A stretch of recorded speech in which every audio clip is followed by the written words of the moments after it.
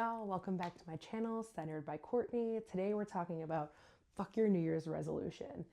I think it is so important to obviously assess what happened previously in the last year and where you want to go and reevaluate your goals.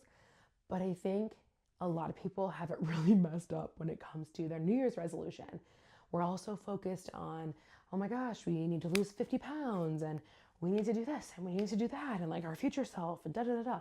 Yes, it's important to grow and to change, but this whole idea of putting all of this pressure on the New Year's is just asinine. It is so challenging.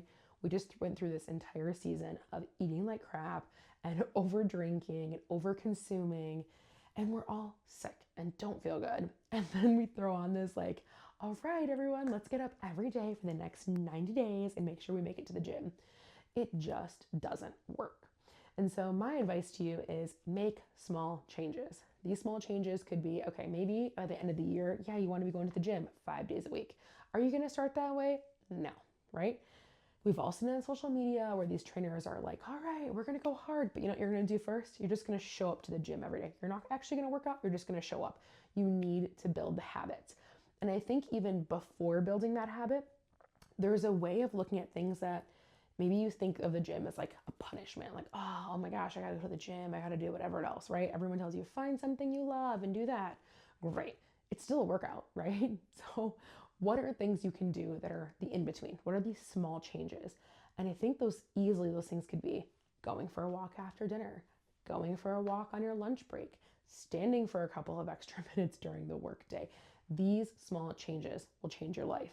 It does not have to be, this is my massive New Year's resolution, and here's where I have to go for this, and da da da. Yeah, sure, plan out your year. Think about where you want to be, where you want to go, but take a step back and like look at things that are realistic. You know, somebody I saw recently was posting and talking a little bit about, oh yeah, like I do X, Y, and Z workouts, and they're like, but if I would have done that from the very beginning, I never would have been where I'm at because my body wasn't able to do it. Mentally, I wasn't there to do it. And so I think we all see these massive transformations and we fail because we don't realize the small steps that it took to get there. We just see like, follow my 15-step program for burnout and stress and overwhelm and getting a rockin' bod, 15 days of abs. And it's like, okay, you can't spot train something on your body, number one. But number two, like, it's not sustainable. You're not going to wake up every day and do 500 crunches for the rest of your life. At least most people aren't, obviously. Bodybuilder, different things. Don't get me wrong. But for the average Joe, that just isn't it. And so you need to figure out ways that you can add small changes into your life that will add up over time. And then you reassess those changes. So you could start by saying like, hey, I'm going to walk after dinner a couple times a week. So like every night after dinner, we like to walk. Obviously, life happens. So like most nights, maybe 5 or 6 nights out of the week, right? And then you turn into, maybe let's like go check out the gym tonight.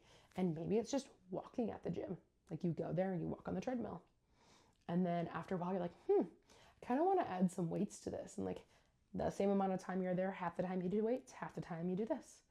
And then a couple weeks later, you're like, cool, now I'm going to spend more time doing X, Y, and Z. And so just remember, these are the progressive steps. Don't overwhelm yourself. Don't start into this and don't go ham on your New Year's resolutions. That is a recipe for failure.